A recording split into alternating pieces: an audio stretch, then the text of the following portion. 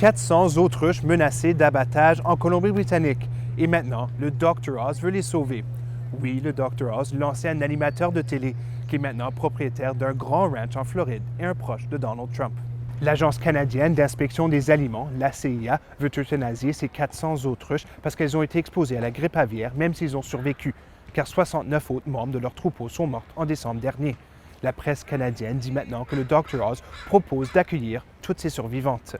Il est d'avis, comme les fermiers, que les autruches ont peut-être développé une immunité et que les étudier pourrait donc faire avancer la recherche sur la résistance au virus.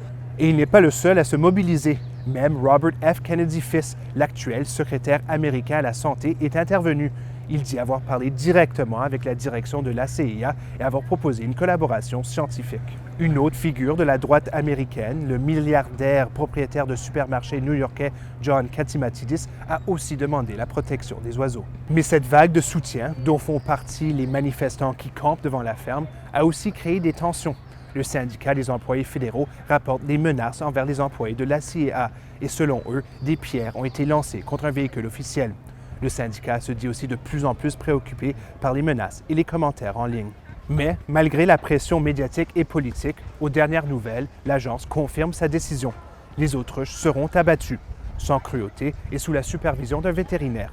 La CIA se dit obligée d'abattre tous les oiseaux d'un troupeau infecté pour éviter la mutation ou la transmission du virus. Mais il est clair que de la ferme à la Maison-Blanche, les autruches n'ont pas fini de faire couler l'encre et animer les passions.